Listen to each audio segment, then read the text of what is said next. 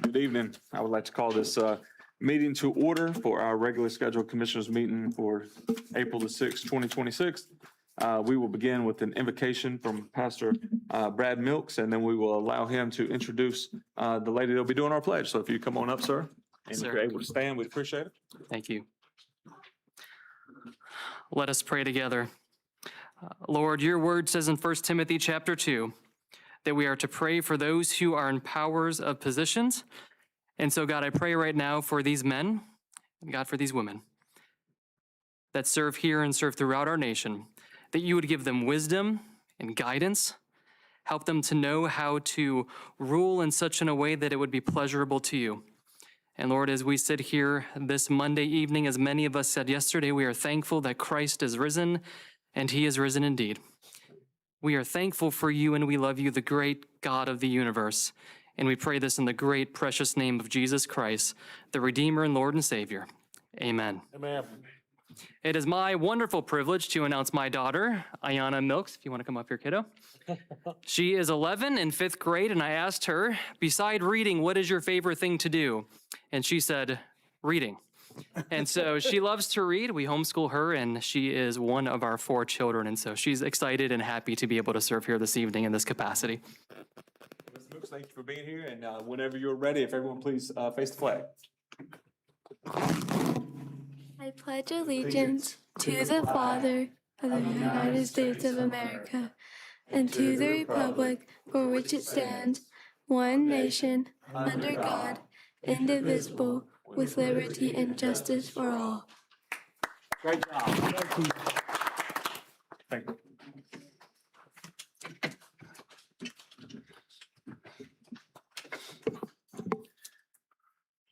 We'll work from a prepared agenda.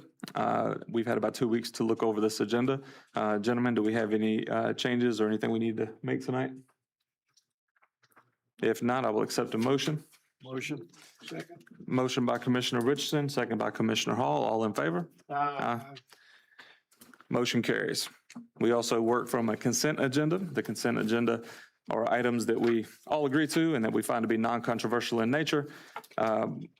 Do we have any motions for the consent agenda? A motion to accept the consent agenda as written. Motion by Commissioner Callan, Second. second by Commissioner Richardson. All in favor? Aye. Any opposed? Motion carries. That takes us to item 6 on our agenda, which is public comment. We have 2 people signed up for tonight. Mr. Darrell Thornton, if you could please approach the podium. And if I could have the rules read for the audience, please. Yes, sir, Mr. Chair. Public comment period shall be for the purpose to allow members of the public to present any matter pertaining to county business or items on the Board of Commissioners agenda. Remarks should be addressed directly to the Board of Commissioners and not to staff, the audience, or media. The chairperson shall and did open the public comment period. Any speaker who wishes to speak shall approach the podium and not speak for his or her seat. Each speaker shall clearly state his or her name and physical address when he or she approaches the podium. Citizens shall be allotted 3 minutes. Citizens will be yielded. Well, there's no time to yield. Your time will be displayed on the monitor in front of you. The clock will start with 3 minutes unless yielded time. You will hear a beep at 1 minute to alert you to wrap up your comments. If you are to yield time or time is yielded to you, then please let the chairman know in advance. Speakers will not be allowed to campaign for public office, promote private business ventures, or use language of a personal nature which insults or demeans any person, or which, when directed at a public official, is not related to his or her official duties. The Board of Commissioners may accept written comments in lieu of oral statements. The written statements can be delivered to the county manager's office. Mr. Chair. Thank you, sir. Mr. Thornton, if you'd please give your name and address, and you can begin when you're ready.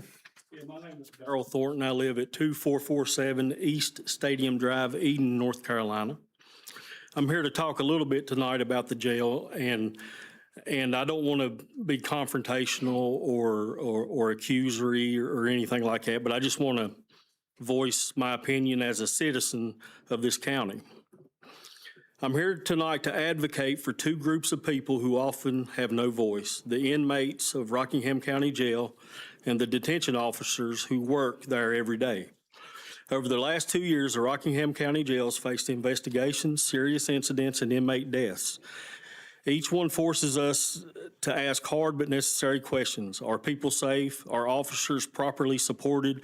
And are we providing the care, staffing, and training this facility requires? First, I want to talk about inmate health care, especially opioid use disorder.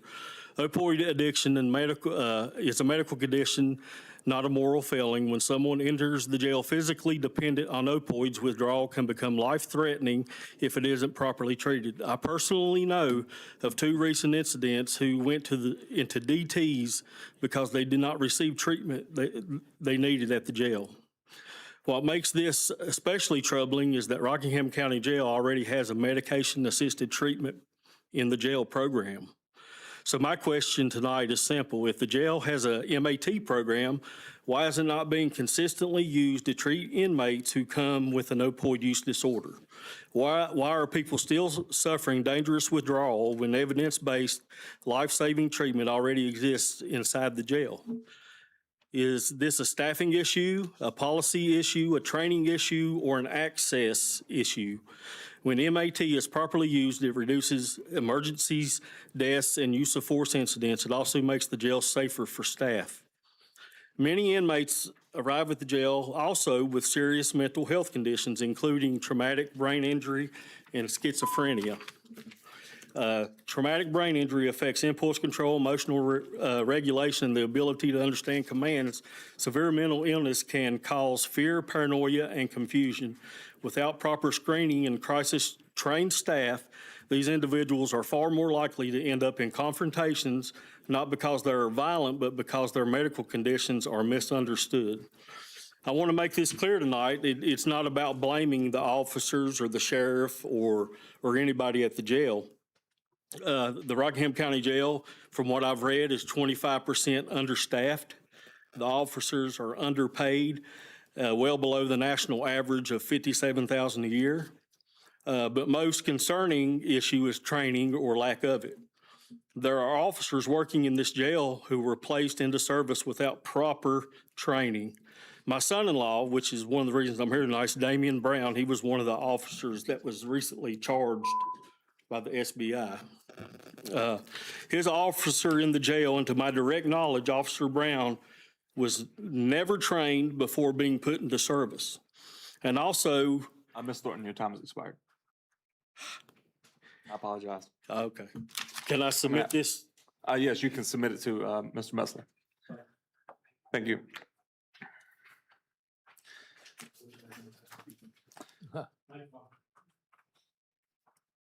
Next, we have Mr. James Herring.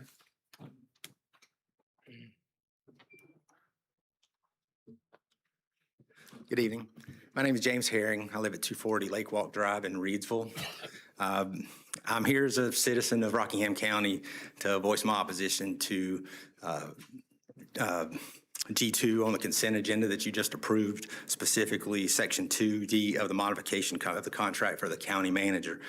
The county manager works for the elected members of the commission, and for several of you, that means that you'll no longer have control over the county manager after January. It's clear that you're attempting to exert control over the commissioners who will take your place in January. This change to the manager's contract says that the 5-year payment to the manager will be made upon dismissal for any reason. That means that he could go out tonight, theoretically, shoot somebody, be convicted, and go to prison, and we, the taxpayers in Rockingham County, would be paying him his salary for 5 years. I'm a retired police chief. I worked in and around state and local government for 40 years.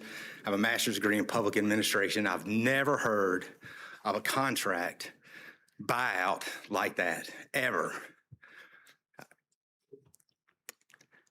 I mean, who in their right mind would even propose something like that?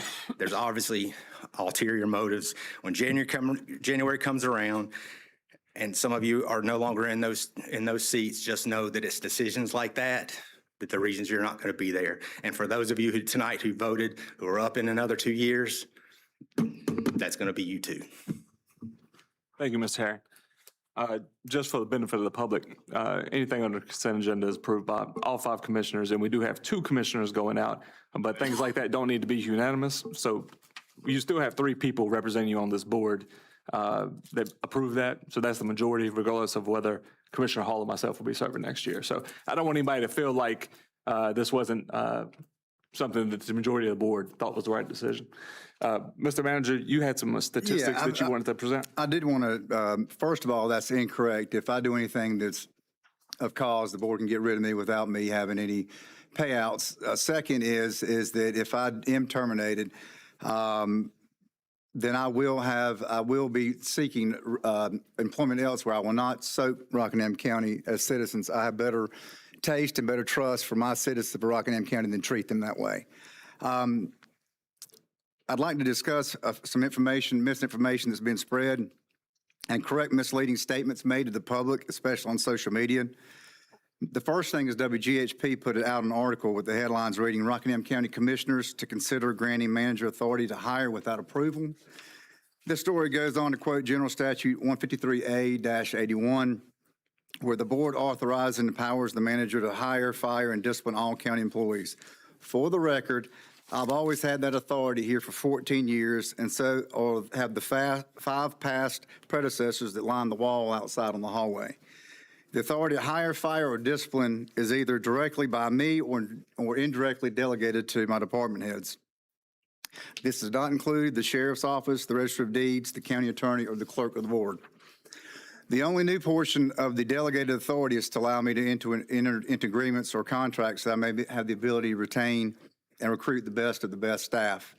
Government is so volatile now, as we can see, that many quality staff won't come or stay without some stability in their jobs. The question came about, why is the manager's amendment, the county attorney's employment agreement, and performance evaluation salary increase under the consent agenda?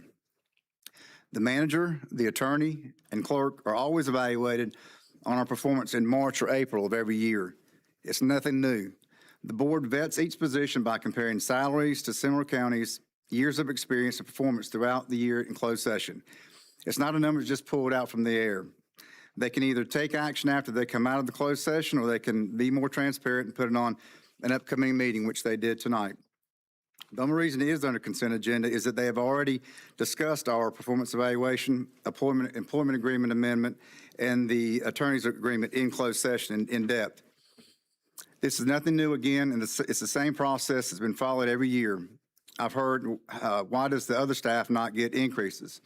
All the other staff do, but it's not public like the manager, the clerk, and attorney. Each employee has a performance evaluation at their annual date of hire. The increases may range from 0 up to 4%.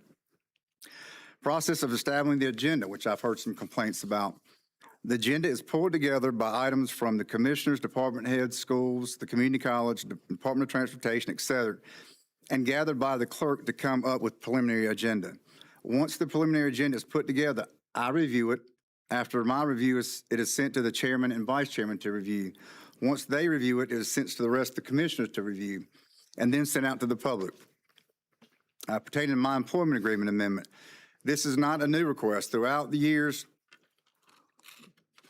I've been asking for an employment agreement amendment, and just not to, as mentioned earlier, subdue other rumors. It has nothing to do with the election.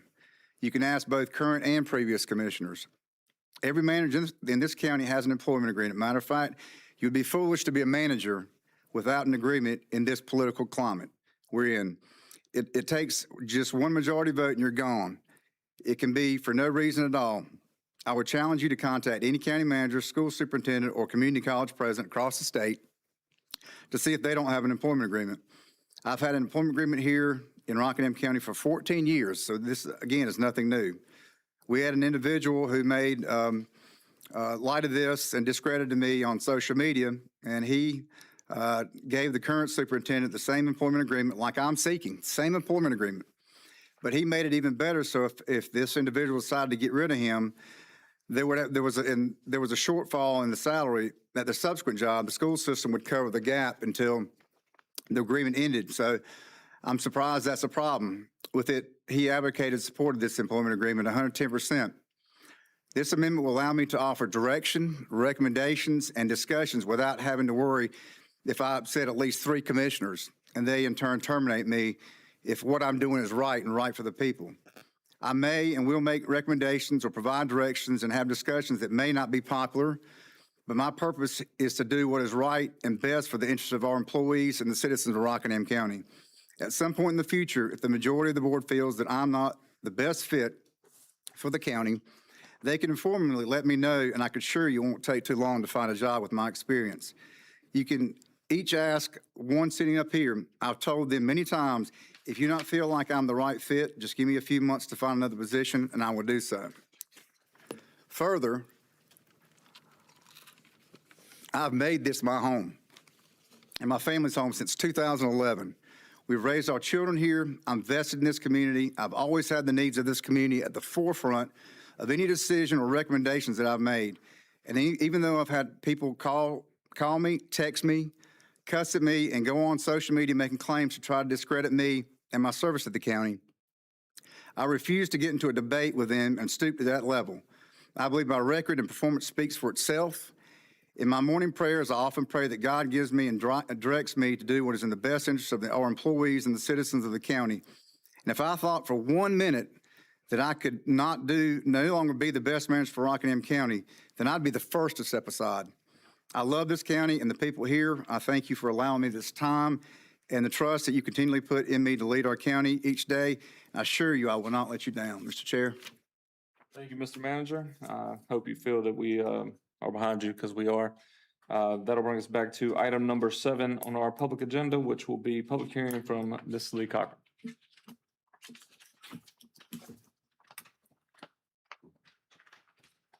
Good evening. Great. Good evening, guys. Gentlemen, thank you so much for having me here.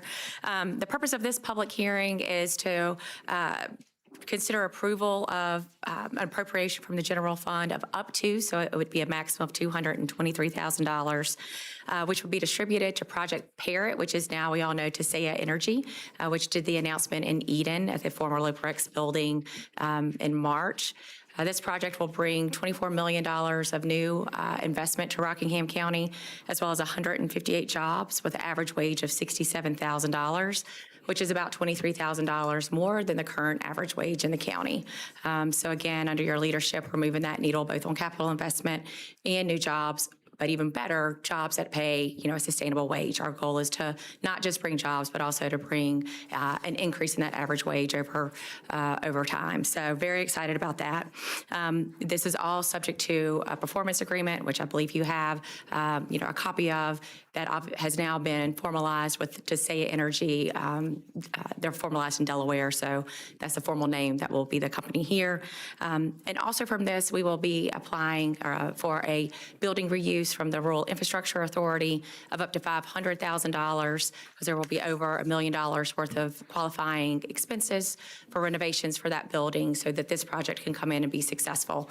There is a 5% match for the $500,000, which will be split equally between us and the City of Eden, and that will come out of that $223,000. So there's no additional funds needed. It will just be matched through the local incentive that they will achieve through their capital investment and jobs. Gentlemen, do we have any questions for Ms. Cochran? I do, Mr. Chair. Commissioner Cowell? I'm not sure if you're able to do this, but this Project Parrot can you explain for the audience about what's going on? So Project Parrot is a Brazilian company, Tasea Energy. It's the project that we announced a couple of weeks ago with Governor Stein and Secretary Lilly, who were generous enough to come to Eden to make that announcement. Just to be clear, so now we don't need to call it Project Parrot anymore. No, It's yes, been we can announced. call it, Okay. we can actually call it the name. And for those that don't or aren't aware, every project that we work is given a project name. This is a Brazilian project, Project Parrot. You think of the rainforest. And we do that because we have to maintain the confidentiality of our projects. 9 times out of 10, we sign non-disclosure agreements anytime that we're working on a project. So it's very secret. And the governor is the one that has to make the announcement if there are gubernatorial, incentives from the state level that are discretionary. And there were for this project as well. It received a 1 NC. So that's why we have to be extremely careful and confident or confidential around who the company is. But this company makes energy transformers, and they make energy voltage meters. So the cylinders that you'll see on electrical poles, their customers are Duke Energy, Dominion Energy, AEP in Virginia. Florida Energy is Power and Light is one of their largest customers, so is Georgia. So they have customers all over the United States, and this will be their first U.S. manufacturing facility right here in Rockingham County. I would like for you to also, if you could put into words, how excited they were to be here. I think I was hugged 15 times by. I was going to say, I don't know that I can bottle up that excitement and passion that they Well, have. I think the audience, the people here, I know they were here. A lot of the chairmen were here. County manager witnessed it. I think the public should hear how they came here. They picked this county with your all's help, the state's help, and how excited these gentlemen were to be here. Commissioner Collins, if I could just piggyback on you for a Yes. second. If you would also just give a shout out to NCA&T and to the college as you're giving this breakdown for us. Oh, yeah, absolutely. I mean, there's so many partners that went into this. I mean, from Duke Energy to the community college and Dr. Cox and her team that did an outstanding job showcasing not only the building and the programs, but their staff and their leadership's ability to make sure that TSEA felt comfortable that they could train the skilled workforce that they needed to be here. I should make a side note that we were not actually the number one choice when TSEA first came to visit. They thought that they would be locating closer to the Charlotte region and metro.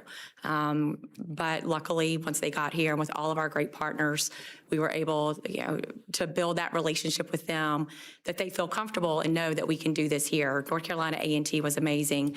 We did multiple tours there as well.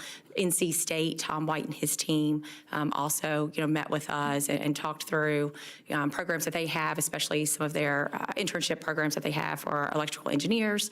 So it was a whole team of us. Again, none of this happens from one person.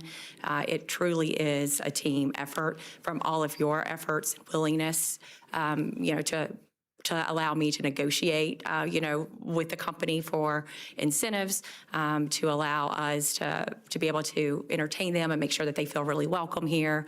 Senator Berger's office, Representative Pirtle were great, meeting with all of us, showcasing the region.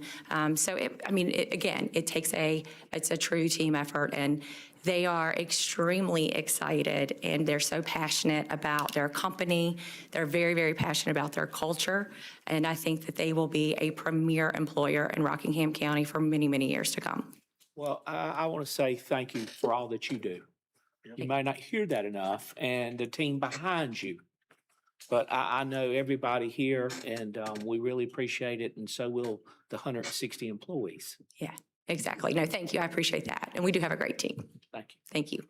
Thank you, Mr. Chair. Any other questions? If not, I will entertain a motion. Open hearing. Oh, I'm sorry. Yeah. So we will open the public hearing. I apologize. Got a little ahead of myself there. So with that, we will open the public hearing. We have no one signed up for the public hearing. Is there anyone here who wishes to speak on this issue? Okay, with that, we will close the public hearing, and I will entertain a motion. Mr. Chair, I motion to pass this project period. I second approval. Motion by Commissioner Kellum, second by Commissioner Hall. Any further discussion? All in favor? Aye. Any opposed? I am in opposition. Motion carries 4-1. Thank you. That brings us to item 8, presentation by Dr. Sylvia Cox. Mr. Chair, Commissioner Hall. before Dr. Cox starts speaking, I would like to ask that this board allow me to be recused. In some of the work papers, it does mention Cirrus Construction. There is a project that has been bid that is already funded, so it really doesn't have bearing on the money that she's asking for. But since Cirrus was on the paperwork, out of an abundance of transparency, to use a word we hear a lot, I'd like to ask that this board recuse me from voting, but I'd like to also clarify with our attorney that I could still participate in the discussion. Is that correct, Mr. Attorney? That's correct. Mr. Albright, just to be clear, is this something that requires a motion, or am I allowed to just recuse him? I think the board would entertain a motion. to Okay, recuse. do I have a motion to recuse Commissioner Hall from this? Motion as requested. Yeah, and I'll second the motion. I do want to point out that everything that has taken place with regards to this project up to this point has been decided by the college and not by this board, regardless of what some small people decide to put out. And I call it that way because they just stir the pot for no reason whatsoever. But everything's been decided on this project by RCC up to this point. Is that right? Okay, so I'll second that motion. Okay, we have a motion and a second to recuse Commissioner Hall. Any discussion? All in favor? Any opposed? You are recused, Commissioner Hall. Thank you. Also, just to add clarification, I'll take a point of privilege to say, Dr. Cox, we are not involved in the bidding process at all as commissioners. Is that correct? That is correct. Thank you very much. And I'll go through that process overview so that you can get clarity for that. Yes, ma'am. Well, then the floor is yours. Okay. So good evening, Chair and Commissioners. Thank you for the opportunity to be here. I'm here to request approval to increase our 2025-26 budget using the quarter-cent sales tax to fully support two important workforce-focused capital projects for this fiscal year. It's the Emergency Service Training Center building and the Construction Trades building. As these projects move from planning to design, more accurate construction and site cost information became available. Based on that information, the college has paused both projects in order to bring a clear and complete request to you, to the Board of Commissioners, and to seek approval for an increase in that funding from our fund balance. For the Emergency Service Training Center, we move forward and we are requesting to approve a reallocation of $75,000 that was previously designated for a boat ramp to that project. And the additional request for that building is $96,994 to complete the required site work. This facility is going to house a fire engine, thanks to the town of Madison for that fire engine, training equipment, and for the BLET vehicles. The process up to this point, the college followed its established capital project bidding project. 3 firms participated, 6 were solicited, 3 decided to submit a bid. All the bids were sealed, and their proposals were publicly opened with the architect and bidders present to ensure a fair and transparent process. And that piece was just for the building, and that was identified the lowest bidder. So through that whole process, though, we determined that the scope and the cost of the site work exceeded our current budget and what we had previously estimated. And because of that, no bid has been awarded yet for any part of the project, and we have stopped to that point. Because of that, we also, the updated information we got from that project, we did an further assessment, the review of the cost for the construction trades building. And for that project, we're requesting approval of $200,000 from the fund balance to support the design and site preparation. So both projects together, we're asking for an increase of $296,994, and that is really around not appropriately scoping the work of the site, the design, and those things, not the cost of the buildings which we focused on. So both projects align directly with the intent of the quarter-cent sales tax and address a clear workforce need in Rockingham County. This year alone, fire and rescue programs have served more than 400 individuals, EMS 500, in-service law 260, and we have 15 students currently enrolled in our BLET program. And these programs play a critical role in our supporting public safety safety and our workforce readiness across the county. And we're very proud of the leadership we have in those programs and the work that they're doing with our students and our community. In addition, RCC has been partnering with Rockingham County School to begin a construction program. And this fall, we want to expand that from the high school students into CTE Innovative High School and open that up for traditional students. And we've been approved by both our SACS accreditation and our state board to approve those programs for the fall. The facility will support the construction programs and the growing needs we have in construction and in electrical contractors, and we've been working with the association for that. We appreciate your partnership and your continued investment in this development, and we seek approval of these increases to support the facility site preps and to provide the space and resources needed to continue to meet these workforce needs. And we respectfully request your approval, and of course, I would entertain any questions you have. Thank you, Dr. Cox. Gentlemen, do we have any questions at this time?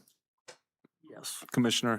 One other thing to point out, if Commissioner Hall's company was not awarded the contract that initially was pointed out, I believe the next bid was actually more money. Is that right? It was, and it's not been approved at all. Typically, we scope a project extremely well and with state construction guidelines.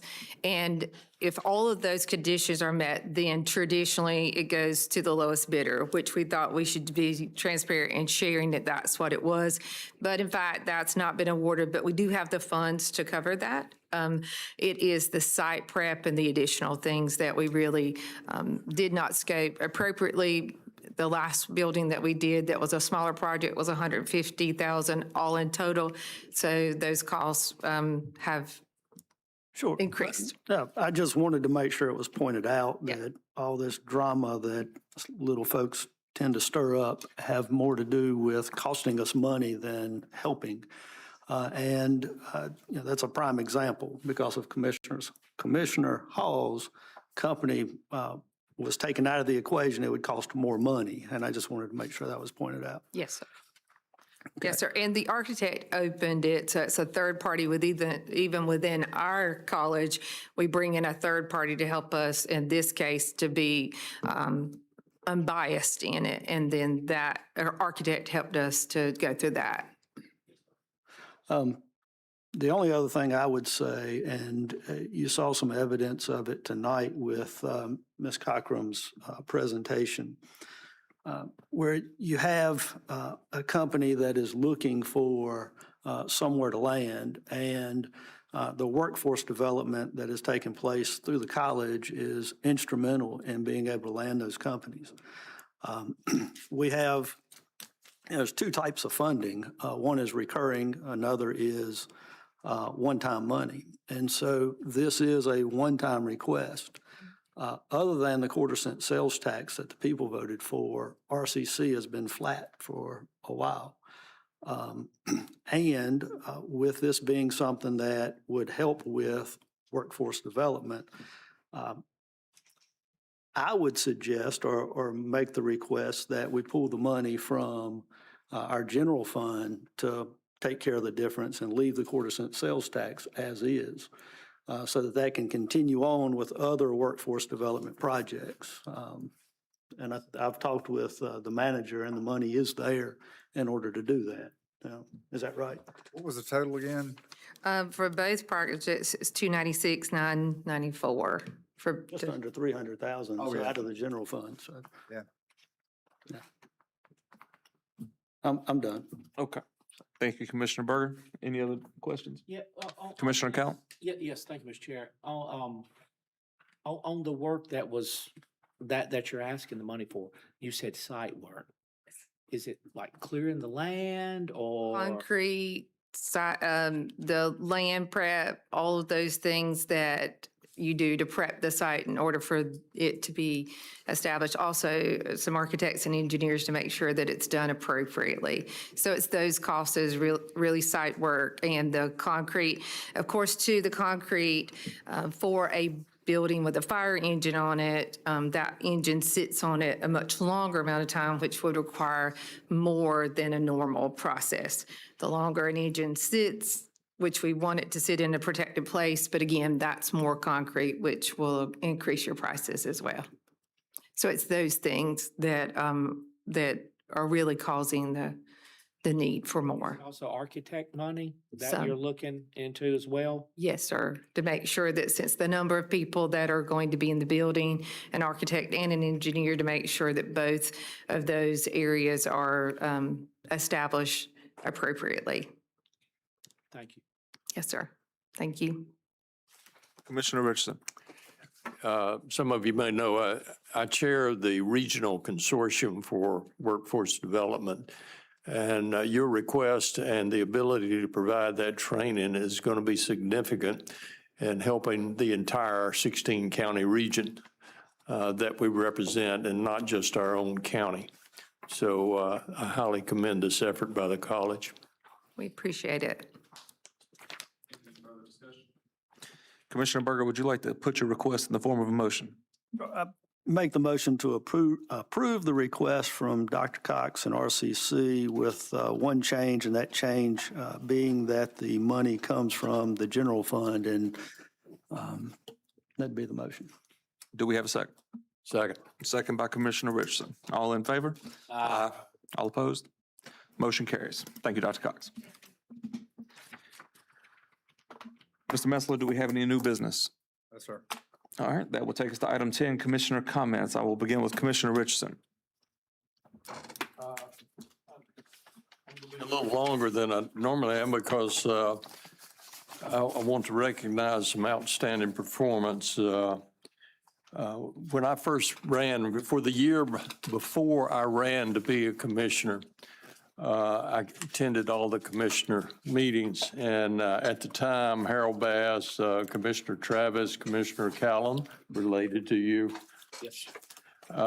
Commissioner Mabe, and Commissioner Flint were in charge, and they made the decision to replace the then manager with Mr. Metzler, and I didn't really have a strong opinion because I didn't know everything that they knew. But I can tell you, having served for almost your complete watch, Lance Metzler, have not been disappointed, and that was a very wise decision by those commissioners made 14 years ago. And I'm glad they did. The end result of that is there have been a significant number of accomplishments, including saving of taxpayer money.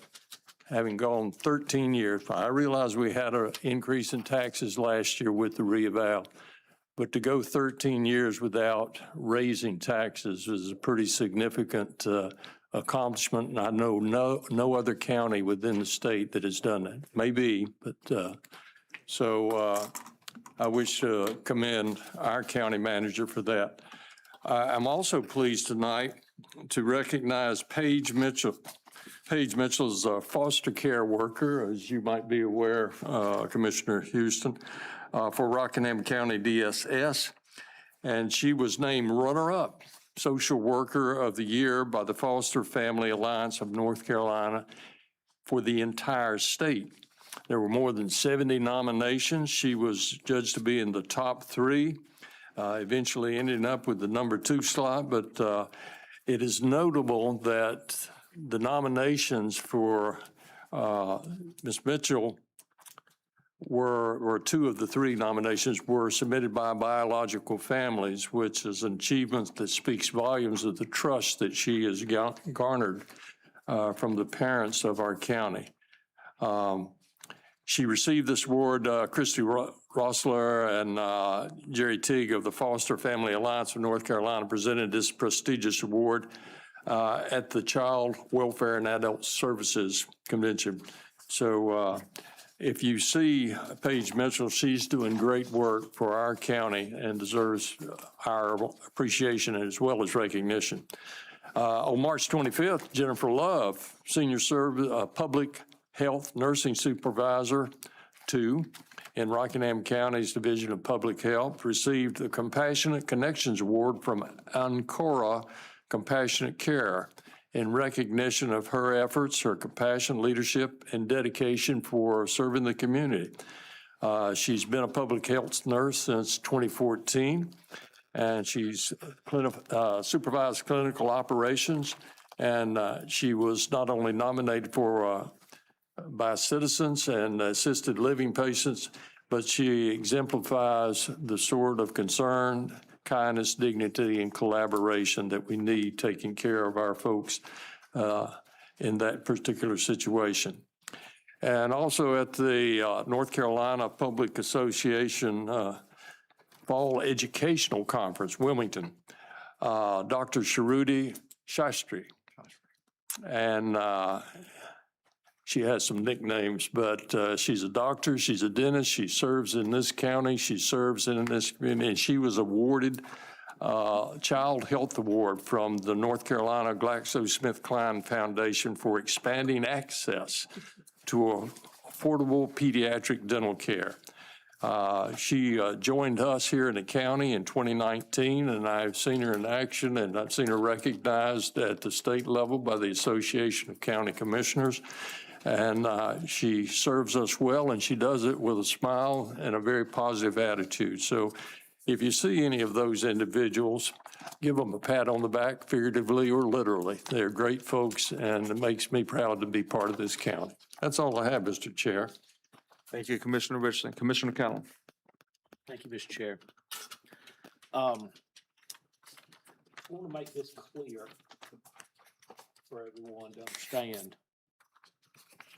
Is I believe as going forward, and new commissioners are coming, to have the best manager that sits right over there is crucial to lead this county forward.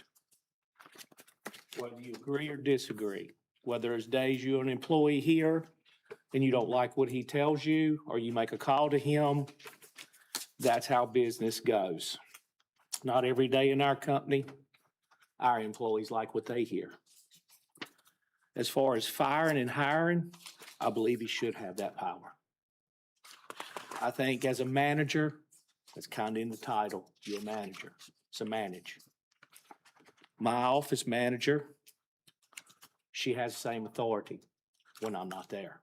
So if I come in and, hey, I fired somebody, let's talk about it, so be it. As far as money, I believe he has 33 years of experience. If by now, if he doesn't deserve everything he makes, there's a problem.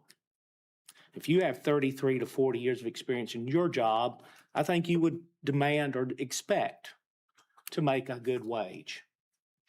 And also, I think where some are missing in this, where he has a little more authority to stand there and necessarily not be at the beck and call of certain commissioners or groups of commissioners that if I don't go this way, I'm fired. Now he can stand up and tell more. He can talk more. He can stand up more for what he believes. And I think that should be the right. That if there's an issue and he needs to stand up and talk or stand up to a board, whether it's this board or future boards, and say the direction you're going is not right, he should have that. And as us on the board, we shouldn't fear that or hover that over him. If you speak up, we'll fire you. So I think there's deeper issues here with the contract he deserves, he should have. And I think that'll help us moving forward. And as long as I'm here, I would prefer him to be there. So that's all I have to say. Thank you. Thank you, Commissioner Callum. Commissioner Burr. Yes, thank you. Thank everyone for coming out. And something that hasn't been pointed out in regards to the manager's contract is the number of employees he supervises. Now, he mentioned all but I mean, the actual number ends up over 600. And you can't go into the private sector and supervise 600 people without expecting some sort of agreement to be in place. While I understand the public sector has some differences, one of those differences has to do with compensation, which the vast majority of the time in the public sector is less than the private sector as far as management and a lot of other positions. And it seems that a lot of, not all, but a lot of the folks that complain have never been on a board or never been in a supervising capacity. And that makes a big difference when you actually understand the concept of what you're dealing with and have been in those shoes before. So the best thing to do is maybe ask questions and not get on social media. Because on social media, you're getting a lot of misinformation. But Lance has done a tremendous job. Clyde has done a tremendous job. Susan has done a really good and tremendous job. She hasn't been in a role quite as long as these two guys. And so, no offense, guys, you're a lot older. But, there's just some things there that have to be taken into consideration. Clyde could actually roll off into the sunset at any moment if he desired to. So, but just wanted to point that out. Thank you. Thank you, Commissioner Byrd. Commissioner Hall. Thank you, Mr. Chair. Yeah, well, first of all, let me say thank you to Philip Butler and to Vicki Austin, members of our school board, for being here tonight. I saw Sam Page here earlier, our sheriff, and appreciate Dr. Cox being here. Thank you. We appreciate you and the wonderful work that you're doing. But yeah, just touching base on the manager issue, that seems to be a hot point. The fact is that the Board of Commissioners hires 3 employees. That's all. We hire 3 employees. We hire the clerk directly, we hire the attorney directly, and we hire the county manager. The county manager oversees daily operations. He does oversee hiring and firing, and he has. That's no change. So with that, Lance, Clyde, Susan, we appreciate you guys. Thank you for the job you do, Mr. Chair. Thank you, Commissioner Hall. I would like to continue my plea for foster families. We are still over 170 children in our foster care here in Rockingham County. And for over a year, I've been asking for help with the public, with helping spread the word about the need that we have here. I ask for that help, and I don't feel like I've received that. But whenever someone wants to make a mountain out of a molehill, they can get that word out. So, I would just ask, if you're taking the time to try to stir the pot on social media, while you're at it, just post that we're in desperate need for foster families. If you have anybody that you go to church with or anybody in a civic organization that you think would be willing. A big part of the problem is people don't know how many children we have in our care. And bad news spreads quick, but important things tend to get falling through the cracks. So if you would please help me continue to spread that word. Our next meeting will be here in the Commissioner's Chamber on April the 20th, 6:30. And with that, I will entertain a motion to adjourn. So moved. Second. By Commissioner Hall, second by Commissioner Callum. All in favor? Aye. We stand adjourned.